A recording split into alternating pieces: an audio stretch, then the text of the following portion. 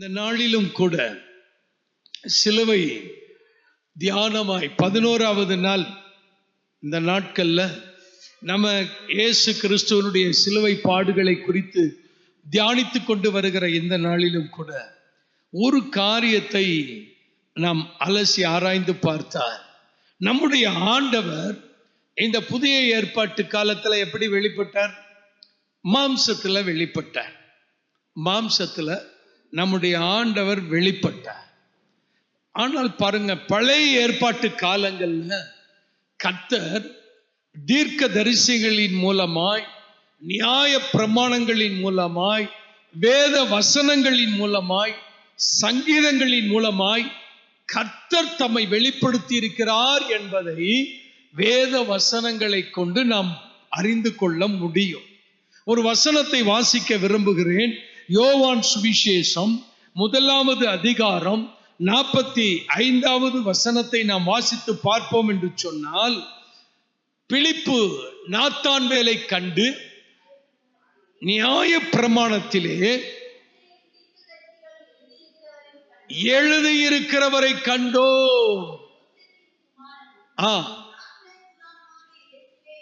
பாருங்களேன், பிலிப்பு நாத்தான்வேலை பார்த்து என்ன சொல்றாரு? நியாய பிரமாணத்துல மோசே யாரை குறித்து எழுதி இருக்கிறாரோ அவரை நாங்கள் கண்டோம். தீர்க்க தரிசிகள் யாரை குறித்து எழுதியிருக்கிறார்களோ அவரை நாங்கள் கண்டோம் என்று சொல்லுகிறதை நம்ம இந்த வசனத்துல பார்க்க முடிகிறது. மோசே நியாய பிரமாணத்தின் மூலமாய் இயேசு கிறிஸ்துவை குறித்து வெளிப்படுத்தினார். அந்த நியாய பிரமாணங்கள் யாருக்கு கொடுக்கப்பட்டது? அந்த இஸ்ரவேல் ஜனங்களுக்கு கொடுக்கப்பட்டது. அந்த பிரமாணங்களின் மூலமாய் கூட கர்த்தர் தன்னை வெளிப்படுத்தி இருக்கிறார் என்பதை இந்த வசனங்களின் மூலமாய் அறிந்து கொள்ள முடியும்.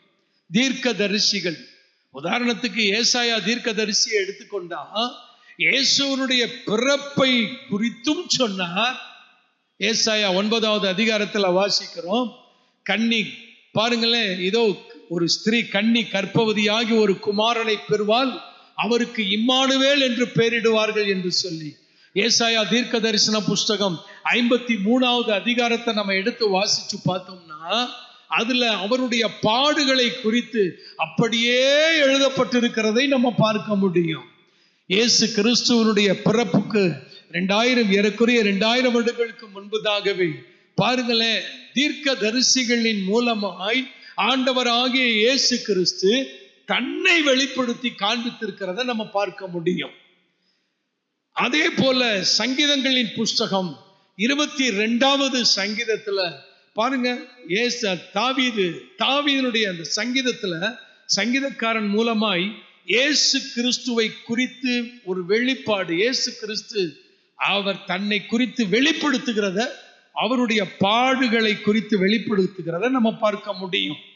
லூக்கா சுவிசேஷம் 24வது அதிகாரம் 27வது வசனத்தை படிச்சு பார்த்தோம்னா 24-27ல மோசே முதலிய சகல தீர்க்க தரிசிகளும் வேத வாக்கியங்களில் எல்லாம் தம்மை குறித்து சொல்லியவைகளை யாருக்கு? எம்மாவுஸ் போன அந்த சீடர்களுக்கு தம்மை குறித்து எழுதியிருக்கிற காரியங்களை எல்லாம் ஆண்டவர் விளக்கி காண்பித்திருக்கிறார். அதே 24வது அதிகாரம் 44வது வசனத்தை படிச்சு பார்த்தோம்னா, மோசேயின் நியாய பிரமாணத்திலும் தீர்க்க தரிசிகளின் ஆகமங்களிலும், அடுத்து பாருங்க சங்கீதங்களிலும், இதுல 3வதாய் ஒரு காரியம் சொல்லப்படுகிறது, சங்கீதம். அதான் 22வது சங்கீதத்தில் நம்ம பார்க்கிறோம் இல்லையா? அப்ப சங்கீதங்களின் மூலமாகவும் இயேசு கிறிஸ்து தன்னை வெளிப்படுத்தி பழைய ஏற்பாட்டு காலத்துல தன்னை வெளிப்படுத்தி காண்பித்திருக்கிறத பார்க்க முடியும். இன்னும் கூட யோவான் சுவிசேஷத்துல 5வது அதிகாரம் 39வது வசனத்துல நம்ம படிச்சு பார்த்தோம்னா, வேத வாக்கியங்களை ஆராய்ந்து பாருங்கள், எண்ணுகிறீர்களே. ஆண்டவர் சொல்றத பாருங்க, ஆண்டவரே சொல்றாரு, என்னை குறித்து சாட்சி கொடுக்கிறவைகளும் அவைகளே. வேத வாக்கியங்கள் எது? இந்த புதிய ஏற்பாட்டில் இருக்கக்கூடிய இந்த மத்தேயு சுவிசேஷம், மார்க், இதையே அந்த நாள்ல ஆண்டவர் சொன்னார்.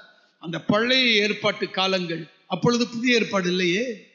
பழைய ஏற்பாட்டு நாட்கள்ல இருந்த கூட நியாய பிரமாணங்கள், தீர்க்க தரிசன புஸ்தகங்கள், சங்கீதங்கள், இதுல எல்லாம் இந்த வேத வாக்கியங்களை ஆராய்ந்து பாருங்கள். இவைகளால் உங்களுக்கு நித்திய ஜீவன் உண்டு என்று எண்ணுகிறீர்களே, என்னை குறித்து சாட்சி இடுகிறவைகளும் அவைகளே. ஆண்டவரை குறித்து சாட்சி இடுகிறவைகள். ஒரு காரியம் நல்லா புரியுது. புதிய ஏற்பாட்டுல ஏசப்பா மாம்சத்துல தன்னை வெளிப்படுத்தி நம்ம இடத்துல கடந்து வந்தார். பழைய ஏற்பாட்டு காலங்கள்ல இந்த நியாய பிரமாணங்களின் மூலமாய், தீர்க்க தரிசிகளின் மூலமாய், சங்கீதங்களின் மூலமாய், எழுதப்பட்ட வேத வசனங்களின் மூலமாய் அப்பொழுதே கிறிஸ்து தம்மை நமக்கு வெளிப்படுத்தி காண்பித்திருக்கிறார்.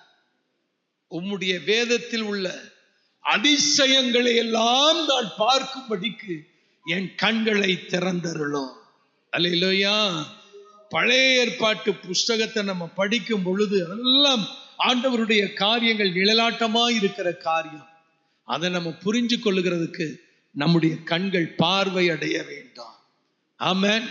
பர்திமேயு குருடன் ஆண்டவரிடத்துல கேட்டான், ஆண்டவரே நான் பார்க்கணும், நான் பார்வை அடையணும்.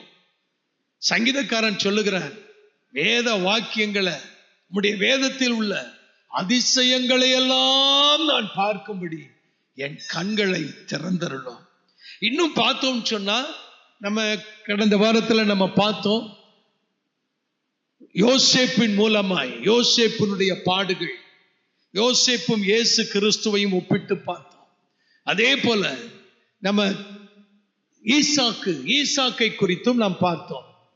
பழைய ஏற்பாட்டு பரிசுத்தவான்களுடைய வாழ்க்கையின் இயேசு கிறிஸ்து பிரதிபலித்திருக்கிறார். நியாய பிரமாணங்கள், தீர்க்க தரிசன ஆகமங்கள், சங்கீதங்கள், வேத வசனங்கள், இவைகளின் மூலமாய் இயேசு கிறிஸ்து தன்னை வெளிப்படுத்தி இருந்தது ஒரு புறம். மற்றொரு புறம் முற்பிதாக்கள் மூலமாய் இயேசு தன்னை அவர்களுடைய ஜீவியத்தில் தன்னை வெளிப்படுத்தி காண்பித்திருக்கிறார். நம்முடைய ஆண்டவர் வசனத்தில் வாசிக்கிறோம்ல, ஆதியிலே தேவனோடு இருந்தார், ஆதியிலே தேவனாய் இருந்தார். அந்த தேவன் இப்படியெல்லாம் இந்த புதிய ஏற்பாட்டில் மாத்திரம் இல்ல, உலகம் தொடங்கின நாள் முதற்கொண்டு இந்த கடைசி நாட்கள் வரையிலும், உலகத்தின் இறுதி நாட்கள் வரையிலும் கிறிஸ்து தம்மை வெளிப்படுத்தி கொண்டே இருக்கிறார். அவர் எல்லா காரியங்களிலும் பாருங்க, புதிய ஏற்பாட்டில் மாம்சத்துல வெளிப்பட்டார். பழைய ஏற்பாட்டில் நம்ம பார்த்தபடி பரிசுத்தவான்களுடைய வாழ்க்கையின் மூலமாய், நியாயப்பிரமாணங்கள் மூலமாய், தீர்க்க தரிசனங்கள் மூலமாய், சங்கீதங்களின் மூலமாய், ஏன் வேத வசனங்களின் மூலமாகவே தன்னை வெளிப்படுத்தி காண்பித்திருக்கிறார். அப்ப வேத வசனங்களை படிக்கும் பொழுது ஆண்டவர் சொல்றார் பாத்தீங்களா, இந்த 5:39 என்னை குறித்து அவைகளால் உங்களுக்கு நித்திய ஜீவன் உண்டென்று என்னை குறிகளே, என்னை குறித்து சாட்சி கொடுக்கிறவைகளும். அப்ப இந்த வேத வசனங்களை படிக்கும் பொழுதே அந்த கிறிஸ்துவை அறிந்து கொள்ளுகிற பிரகாசமுள்ள மனக்கண்கள் நமக்கு தேவை. வேத வாக்கியங்களை படிக்கும் பொழுதே கிறிஸ்துவை குறித்து இன்னும் அவரை அறிந்து கொள்ள, அந்த பழைய ஏற்பாட்டு புஸ்தகங்கள்ல வேத வசனங்களை படிக்கும் பொழுது அவரை தரிசிக்க கர்த்தர் நமக்கு நம்முடைய மனக்கண்களை திறந்தருளுவாராக. ஒரு நிமிஷம் தலைமையில கைய வச்சு அப்படியே ஜெபம் பண்ணுவோமா? ஆண்டவரே, உம்முடைய வேத வசனங்களை, ஆண்டவரே, வேதத்தில் உள்ள அதிசயங்களை, வேதத்தில் உள்ள மகத்துவங்களை, உம்முடைய மாட்சிமைய, உம்முடைய மகிமைய அறிந்து கொள்ளும்படியான பிரகாசமுள்ள மனக்கண்கள் எங்களுக்கு உண்டா, இயேசுவின் நாமத்தில் எங்களுக்கு உண்டாயிருப்பதாக. ஆமென். அல்லேலூயா, அல்லேலூயா. கர்த்தர் நல்லவர். ஆமென். ஒரு வசனத்தை நம்ம படிச்சு பார்க்கும் பொழுது ஆண்டவர் அப்படியே இந்த பழைய ஏற்பாட்டில இருந்து ஆண்டவர் சொன்னது மாதிரி இவர் ஆதியில தேவனோடு இருந்தார். அதெல்லாம் தேவனா இருந்தவர் அந்த நாட்கள்ல இருந்தே வெளிப்பட்டு வந்தார். இந்த புதிய ஏற்பாட்டு காலங்கள்ல மாம்சத்துல வெளிப்பட்டார்.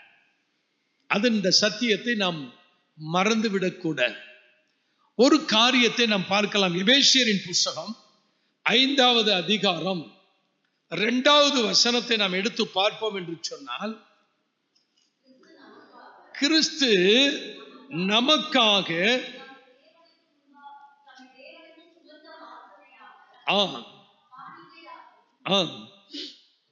பலியாகவும் ஒப்பு கொடுத்து நம்மில் அன்பு கூர்ந்தது போல நீங்களும் அன்பிலே நடந்து கொள்ளுங்கள். இப்படி தன்னை வெளிப்படுத்தின ஆண்டவர் மாம்சத்துல தன்னை வெளிப்படுத்தி இந்த 2வது வசனத்தின்படி எப்படி நம்மிடத்தில் அன்பு கூர்ந்தாராம்? நமக்காக. வசனத்துல பாத்தீங்களா? கிறிஸ்து நமக்காக தம்மை தேவனுக்கு சுகந்த வாசனையாய் காணிக்கையாய் பலியாய் ஒப்பு கொடுத்து நம்மிலே அன்பு கூர்ந்தார். அதே போல நீங்களும் அன்பிலே நடந்து கொள்ளுங்கள் என்று வசனம் நமக்கு சொல்லுகிறது. ஆண்டவர் பாருங்க, சுகந்த வாசனையாய் நமக்காக தேவனுக்கு தன்னை ஒப்பு கொடுத்தார். நமக்காக சுகந்த வாசனை.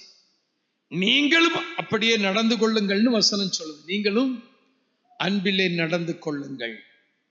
ஆண்டவர் பாருங்க, தேவனுக்கு சுகந்த வாசனையாய் நம்ம எப்படி இருக்கணும்? கர்த்தருக்கு உகந்த வாசனையாய் நாம் காணப்பட வேண்டும். சுகந்த வாசனையாய். ஆண்டவர் அப்படித்தானே இருந்தாரு. அவருடைய வாசனை ஆண்டவருடைய வசனம் சொல்லுகிறது. 2 கொரிந்தியரின் புஸ்தகம் 2வது அதிகாரம் 14வது வசனத்தை நம்ம படிச்சு பார்த்தோம் சொன்னா, அப்போஸ்தலனாகிய பவுல் சொல்லுகிறார், கிறிஸ்துவுக்குள் எப்பொழுதும் எங்களை வெற்றி சிறக்க பண்ணி எல்லா இடங்களிலேயும் எங்களை கொண்டு அவரை அறிகிற அறிவின் வாசனையை வெளிப்படுத்துகிற தேவனுக்கு ஸ்தோத்திரம். இப்ப ஆண்டவர் ஒரு சுகந்த வாசனையாய், தேவனுக்கு சுகந்த வாசனையாய் தன்னை அர்ப்பணித்து தியாக பலியாய் ஒப்பு கொடுத்து தேவனுக்கு கீழ்ப்படிந்து சிலுவை சாவையே ஏற்றுக்கொள்ளும் அளவுக்கு தன்னை கீழ்ப்படுத்தி நம்மிடத்தில் அன்பு கூர்ந்தார். அவர் அப்படி செய்ததுனால நம்மளும் தேவனுக்கு சுகந்த வாசனையா இருக்கணும். இப்ப நமக்குள்ள இருக்கிற வாசனை எப்படிப்பட்ட வாசனையா இருக்கு? ஆண்டவர் சுகந்த வாசனையா இருந்தார். அந்த வாசனையை முகர்ந்த தேவன் சொன்னார், இவர் என்னுடைய நேசகுமார், இவரில் நான் பிரியமாயிருக்கிறேன். அந்த நேசம், அந்த வாசனை, சுகந்த வாசனை நமக்குள்ள இருந்து ஒரு வாசனை வெளிப்படணும். மரணத்துக்கு ஏதுவான வாசனை அல்ல, ஜீவனுக்கு ஏதுவான வாசனை நமக்குள்ள இருந்து வெளிப்படுகிற சில வாசனைகள்ல ஒண்ணுதான் இதை வாசிக்கிறோம். அவரை அறிகிற அறிவின் வாசனை. அந்த அறிவின் வாசனையை வெளிப்படுத்துகிற தேவனுக்கு ஸ்தோத்திரம். வெளிப்படுத்துகிற தேவனுக்கு நமக்குள்ள தேவனை அறிகிற அறிவு, அது ஒரு சுகந்த வாசனையாயிருக்கிறது. நம்ம தேவனை அறிந்து கொள்வதும் நமது மூலமாய் மற்றவர்கள் தேவனை அறிந்து கொள்வதும் ஒரு மகிமையான தேவனுக்கு பிரியமான ஒரு சுகந்த வாசனை. இதுல பாருங்க, எங்களை வெற்றி சிறக்க பண்ணி எல்லா இடங்களிலேயும் எங்களை கொண்டு அவரை அறிகிற அறிவின் வாசனையை வெளிப்படும். நம்மிடத்திலிருந்து ஒரு வாசனை வெளிப்படணும். அது என்ன வாசனைனா, அவரை அறிகிற அறிவின் வாசனை. அப்ப முதலாவது நம்ம அறிந்து கொள்ளும்படி நம்ம இப்ப ஜெபம் பண்ணோம். என் கண்களை பிரகாசமுள்ள மனக்கண்களை தாரும். அதே போல நம்மளை கொண்டு நமது மூலமாய் மற்றவர்கள் கிறிஸ்துவை அறியாதவர்கள் அறிந்து கொள்ளும்படியான ஒரு வாசனை நமக்குள்ள இருந்து புறப்படணும். கர்த்தர் அதை விரும்புகிறார். அந்த அறிவின் வாசனைய ஆண்டவருக்காக நம்ம வெளிப்படுத்தணும். ஒரு காரியம், கிறிஸ்து நமக்காக தன்னையே தியாக பலியாய் ஒப்பு கொடுத்தார். இப்ப நம்ம என்ன செய்யறோம் தெரியுமா? கிறிஸ்துவினிடத்தில் நாம் சில காரியங்களை தேடுகிறோம். கிறிஸ்துவினிடத்தில் தேடுகிறோம். நம்ம தேட வேண்டிய காரியங்கள் ஆண்டவர் சொன்னார், முதலாவது தேவனையும் தேவனுடைய ராஜ்யத்தையும் தேடுங்கள். ஒன்று, நம்ம தேவனை தேடணும். தேடுகிற விஷயத்துல ஒரு 3 காரியம். நாம் தேவனிடத்தில் தேடுகிறவர்களாய் மாத்திரம் இருக்கக்கூடாது. தேவனிடத்தில் தேடுகிறவர்களாய் மாத்திரம். நீங்க சொல்லி பாருங்க, தேவனிடத்தில் தேடுகிறவர்களாய் மாத்திரம் நான் இருக்கக்கூடாது. தேவனை தேடுகிறவனாய், தேவனுக்காக தேடுகிறவனாய் இருக்க வேண்டும். அல்லேலூயா. தேவனிடத்தில் நாம் என்ன தேடுகிறோம்? தேவனிடத்துல சுகத்தை தேடுகிறோம், ஆரோக்கியத்தை தேடுகிறோம், ஆசீர்வாதத்தை தேடுகிறோம், சமாதானத்தை தேடுகிறோம், சந்தோஷத்தை தேடுகிறோம், மகிழ்ச்சியை தேடுகிறோம், விடுதலையை தேடுகிறோம், ரட்சிப்பை தேடுகிறோம். எல்லாம் நல்லதுதான், எல்லாம் தேவைதான். ஆனாலும் 2 காரியம். தேவனிடத்தில் தேடுகிறது ஒரு புறம், தேவனையும் தேவனுக்காகவும் நாம் தேடுகிறவர்களாய் இருக்க வேண்டும். அல்லேலூயா. தேவனை தேடுகிறது ஒரு அனுபவம், தேவனுக்காக தேடுகிறது. தேவனுக்காக, இந்த தேவனுக்காக தேடுகிற காரியங்கள்ல ஒரு சில காரியம், தேவனுக்காக நம்ம என்ன தேடணும்? மகிமை, அவருடைய நாமம் மகிமைப்படும்படி. தேவனுக்கு நம்ம என்ன தேட வேண்டியவர்களாக இருக்கிறோம்? தேவனுக்கு மகிமையை தேட வேண்டும். தேவனுக்கு என்ன தேடணும்? என்ன தேடணும்? மகிமையை தேடணும். சங்கீதம் 50 கடைசியில வாசிக்கிறோம், ஸ்தோத்திர பலியிடுகிறவன் என்னை மகிமைப்படுத்துகிறான். ஸ்தோத்திர பலியிடுகிறவன் என்னை மகிமைப்படுத்துகிறான். ஸ்தோத்திரம், ஸ்தோத்திரம். ஆண்டவர் செய்த நன்மைகளை நினைக்க நினைக்க நினைக்க நினைச்சு நினைச்சு நினைச்சு ஏறெடுக்கிற ஸ்துதி ஸ்தோத்திரங்கள். அப்ப ஸ்தோத்திர பலியிடுகிறவன் தேவனுக்கு மகிமையை செலுத்துகிறான். அது மாத்திரமல்ல, ரோமர் புஸ்தகம் 2வது அதிகாரம் 7வது வசனத்தை படித்து பார்ப்போம் என்று சொன்னால், சோர்ந்து போகாமல் நற்கிரியைகளை செய்து மகிமையையும் கனத்தையும் அழியாமையும் தேடுகிறவர்களுக்கு நித்திய ஜீவனை அளிப்பார். தேவனுக்கு என்ன தேடணுமா? மகிமையை தேடணும். தேவனுக்கு மகிமையை. இந்த வசனம் பார்த்தீங்களா? சோர்ந்து போகாமல் நற்கிரியைகளை செய்து மகிமையை தேடுகிறவர்களுக்கு. யார்? தனக்குத்தானே, நமக்கு நாமே மகிமையை தேடுகிறதல்ல. நற்கிரியைகளை எதுக்கு செய்கிறோம்? தேவனுக்கு மகிமையை தேடும்படி. அப்ப தேவனுக்கு மகிமையை தேடுகிறவர்களாய் நாம் இருக்கும் பொழுது கர்த்தர் நமக்கு நித்திய ஜீவனை அளிப்பாராம். அல்லேலூயா. அதே போலதான் மத்தேயு சுவிசேஷம் 5வது அதிகாரம் 5வது அதிகாரத்துல 16வது வசனத்தை படிச்சு பார்த்தோம்னா, இவ்விதமாய் மனுஷர் உங்கள் நற்கிரியைகளை கண்டு பரலோகத்தில் இருக்கிற உங்கள் பிதாவை மகிமைப்படுத்தும்படி உங்கள் வெளிச்சம் அவர்கள் முன்பாக பிரகாசிக்க. நற்கிரியைகள், நற்கிரியைகள், நல்ல கிரியைகள், நற்கிரியைகள் நமது மூலமாய் வெளிப்படுகிற பொழுது, நற்கிரியைகளை நாம் செய்கிற பொழுது தேவனுக்கு மகிமையை கொண்டு வருகிறோம். தேவனுக்கு மகிமையை கொண்டு வருகிறோம். அப்ப நற்கிரியை இல்லாம துர்க்கிரியைகளுக்கு நம்ம இடம் கொடுக்கும் பொழுது என்ன ஆகிறது? தேவனுக்கு மகிமை அல்ல, தேவனுக்கு கனவீனத்தை கொடுக்கிறோம், தேவனை சஞ்சலப்படுத்துகிறோம், தேவனை துக்கப்படுத்துகிறவர்களாக இருக்கிறோம். அப்ப ஸ்தோத்திர பலியின் மூலமாய் கர்த்தரை மகிமைப்படுத்துறதும், நற்கிரியைகளின் மூலமாய் கர்த்தரை நாம் மகிமைப்படுத்துகிறதும், இப்படி நாம் கர்த்தருக்குரியவைகளை தேடுகிறவர்களாய் இருக்கணும். கர்த்தருக்காக, கர்த்தருக்கு முதலாவது மகிமையை தேடணும். கர்த்தருக்கு முதல்ல அவருடைய நாம மகிமைப்படும்படி அவருக்கான மகிமையை தேடணும்.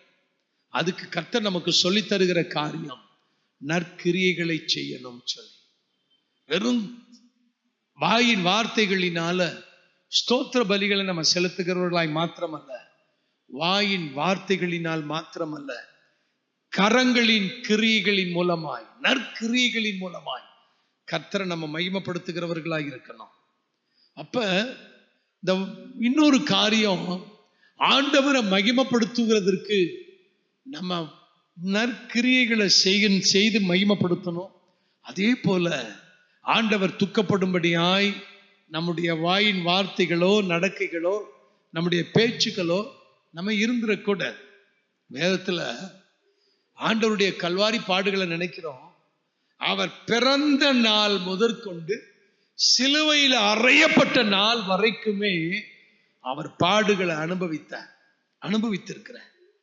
ஒன்னும் வேண்டாம், நான் ஒரே ஒரு காரியத்தை மாத்திரம் சொல்றேன். இயேசு பிறந்த பொழுது ஆண்டவர் சொன்னார், ஏரோதுவும் பிள்ளைய கொலை செய்ய தேடுறான், என்ன செய்ய? நான் சொல்லுகிற நாள் வரைக்கும் பிள்ளைய தாயையும் கூட்டிக் கொண்டு எகிப்துக்கு ஓடி போய் அங்கே இருன்னு சொல்றார். பிறந்த குழந்தைய நம்ம எப்படி வச்சிருப்போம்? பிரயாணத்துல எப்படி பிள்ளைய கொண்டு போயிருப்பாங்க? பிள்ளைய 2-3 கை மாறி மாறி வாங்கலையே பிள்ளைக்கு என்ன ஆயிடுது? உடம்பு வலிக்க ஆரம்பிச்சிருது, அழுக ஆரம்பிச்சிருது. தேவன் இந்த குழந்தையாய் பிறந்த அந்த குழந்தைங்க உட்கார்ந்து எல்லாத்தையும் நம்ம யோசிச்சு பார்த்தோம்னு சொன்னா, அந்த சிறு குழந்தையாய் இருந்த பொழுதே, பாலகனாய் பிஞ்சு குழந்தையாய் இருக்கிற பொழுதே பிரயாணப்படுகிறார்கள். பனியிலும் வெயிலிலும். ரோடெல்லாம் இப்படிப்பட்ட ரோடு கிடையாது, நல்ல பைபாஸ் ரோடெல்லாம் கிடையாது. எப்படி போயிருப்பாங்க? மேடு பள்ளத்துல ஏறி இறங்கி போன பொழுது குழந்தைக்கு அமுக்கி இல்லையா, குழந்தைக்குடைய அப்படியே கையில பிடிச்சுக்கிட்டு எப்படிதான் கொண்டு போனாலும் குழந்தைக்கு அந்த சிரமங்கள். பிறந்த நாள் முதற்கொண்டே அது ஒவ்வொரு பாடுகளாய் நம்ம தியானித்தாய். இத்தனை பாடுகளும் எதற்காக? நம்மளை மீட்டெடுக்கும்படியாக, நம்மளை ரட்சிக்கும்படியாக. பாருங்க, இது மாதிரி ஆண்டவர் ஆரம்பத்துல இருந்தே பல பாடுகளை ஆண்டவர் அனுபவித்து வந்தார். இப்ப நம்ம அவருக்கு எப்படி அவரிடத்திலிருந்து நன்மைகளை மாத்திரம் பெற்றுக்கொள்கிறவர்களாய் இருக்கக்கூடாது. கல்வாரியை நோக்கி பார்க்கிறது அவருடைய தழும்புகளினால் சுகம் அடைவதற்காய் மாத்திரமல்ல, அந்த கல்வாரியை நோக்கி பார்க்கும் பொழுது அந்த இரத்தம் யாருக்காக சிந்தினார்? நமக்காக மாத்திரமா? அழிந்து போகிற ஆத்துமாக்களுக்கும் அல்லவா? இன்னைக்கு உலகத்தில் நம்ம பார்க்கிற அத்தனை ஜனங்களுக்காகவும் ஆண்டவர் பாடுகளை ருசித்தார் இல்லையா, அனுபவித்தார் இல்லையா, வேதனைகளை சகித்தார் இல்லையா?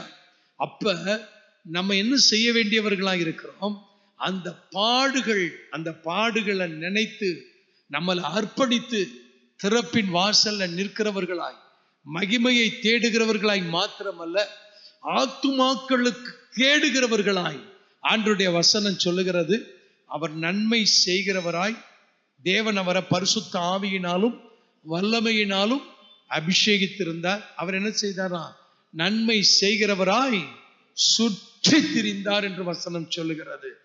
அவருக்கு மகிமையை தேடுகிறவர்களாய் மாத்திரமல்ல, அவருக்காக ஆத்துமாக்களை தேடுகிறவர்களாய், அவருக்காக தேவனுடைய ராஜ்யத்தை விசாலப்படுத்தும்படி தேவனுக்காக ஆத்துமாக்களை தேடுகிறவர்களாய், கொள்ளை பொருளை தேடுகிறவர்களாய், கொள்ளை பொருளை கொள்ளையிடும்படி பிரயாசப்படுகிறவர்களாய் நாம் காணப்பட வேண்டும்.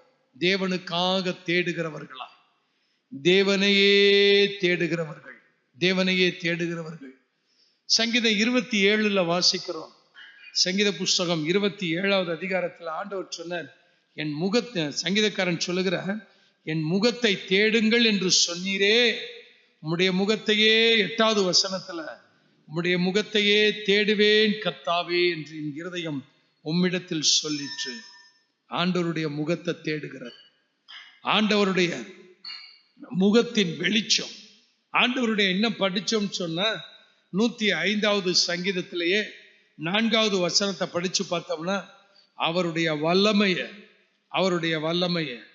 கர்த்தரையும் அவருடைய வல்லமையையும் நாடுங்கள். அவர் இது மாதிரியான காரியங்கள், அவருடைய முகத்தை, அவருடைய வல்லமைய, தேவனுடைய வலது பாரிசத்தில் இருக்கக்கூடிய மேலானவைகளை தேவனுடைய ராஜ்யத்துக்காய் அழிந்து போகிற ஜனங்களுக்காக நாம் தேடுகிறவர்களாய் இருக்க வேண்டும். இயேசு கிறிஸ்து முதல்ல குழந்தை பருவத்திலிருந்து கடைசி நாட்கள் வரைக்கும் அவர் பாடுகளை அனுபவித்தார். இன்னைக்கும் நம்ம தேவனுடைய ஈவை ருசித்து இருக்கிறோம். தேவனுடைய பாடுகளின் காரியங்களை, வேதனைகளை நம்ம அறிந்திருக்கிறோம். அப்படி இருந்தும் துணிகரமாய் நாம் பாவம் செய்வோமே ஆனால், துணிகரமாய் நாம் தேவனை துக்கப்படுத்துகிறவர்களாய் காணப்படுவோமே ஆனால் என்ன ஆகும்? கர்த்தருக்கு மகிமையை செலுத்துகிறவர்களாய் அல்ல, கர்த்தரை சஞ்சலப்படுத்துகிறவர்களாய் நாம் இருப்போம். ஆகவே கர்த்தருக்கு பிரியமானவைகளை நாம் செய்யும்படி பாருங்க, கர்த்தருக்குரியவைகளை நாம் தேட வேண்டியவர்களாக இருக்கிறோம். ஒண்ணு, தேவனுக்கு மகிமையை தேடணும். இப்ப நம்ம வாசிச்ச 2 கொரிந்தியரின் புஸ்தகம் 2வது அதிகாரம் 14வது வசனத்துல அவரை அறிகிற அறிவின் வாசனை நமக்குள்ள இருந்து வெளிப்படும் படிக்கு நம்ம பாருங்க, ஆண்டுடைய வசனம் சொல்லுகிறது, கர்த்தருக்கு பயப்படுதல் அவருக்கு உகந்த வாசனையாயிருக்கும். ஆண்டவருக்கு பயப்படுகிறது அவருக்கு உகந்த வாசனையாயிருக்கும், உகந்த வாசனையாய் இருக்கும். நம்ம ஏசாயா தீர்க்க தரிசன புஸ்தகத்துல இந்த காரியத்தை நம்ம வாசிக்க முடியும். கர்த்தருக்கு பயப்படுகிற பயம் அவருக்கு உகந்த வாசனையாயிருக்கும். சரி, கர்த்தருக்கு ஸ்தோத்திரம். அப்ப கர்த்தருடைய பிள்ளைகளாகிய நமக்குள்ள அவருக்கு பயப்படுகிற பயம், அவருடைய நாமத்துக்கு மகிமையை செலுத்தும்படி நன்மை செய்கிற காரியங்கள், இவைகளில் இருக்கும் பொழுது மெய்யாகவே தேவன் அந்த பாடுகளின் ஊடாய் அவர் பட்ட வேதனைகளை மறந்து பாருங்களேன், ஆத்துமாக்களை, நம்மையும் சரி மற்றவர்களையும் ரட்சிக்க ஆண்டவர் வல்லமையுள்ளவராயிருக்கிறார். அல்லேலூயா, அல்லேலூயா. கர்த்தர் ஏசாயா 11வது அதிகாரத்துல 3வது வசனத்துல நம்ம அப்படி பார்க்கலாம், கர்த்தருக்கு பயப்படுதல் அவருக்கு உகந்த வாசனை. இன்னும் பார்த்தோம்னா பிலிப்பியர் 4:18 அவருக்கு கொடுக்கிற காணிக்கைகள் அவருக்கு உகந்த வாசனை, நம்முடைய ஜெபங்கள் அவருக்கு உகந்த வாசனைகள். ஆகவே கர்த்தருடைய பிள்ளைகளாகிய அவர் பட்ட பாடுகளை மனதிலே வைத்து தெய்வ பயத்தோடு அவரை அறிக இன்னும் பிரயாசப்படுவோம், இன்னும் சிலுவையை கிட்டி சேருவோம்.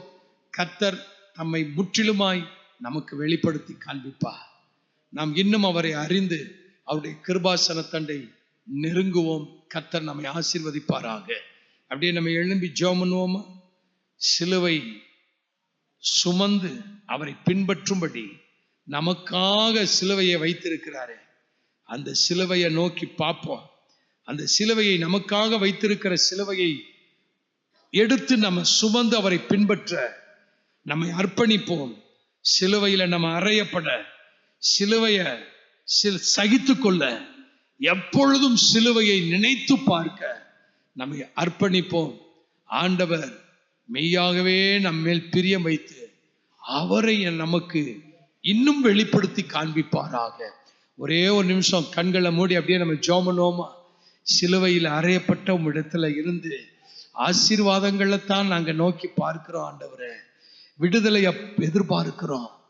சிலுவையில் ஆண்டவரே அறையப்பட்ட உம்மிடத்துல இருந்து விடுதலைய, ரட்சிப்ப, ஆண்டவரே அற்புத சுகத்தை நாங்க எதிர்பார்க்கிறோம். ஆண்டவரே, அது எங்களுக்கு சிலுவையிலிருந்து ஆண்டவரே தேவனை தேடுகிற காரியங்கள்ல ஆண்டவரே நன்மைக்காக மாத்திரம் தேடாமல் உம்முடைய நாம மகிமைக்காக, ஆண்டவரே உம்முடைய மேன்மைக்காக, உம்முடைய மகிமைக்காக உம்மையே தேடுகிறவர்களாய் காணப்பட எங்களை அர்ப்பணிக்கிறோம் ஆண்டவரே.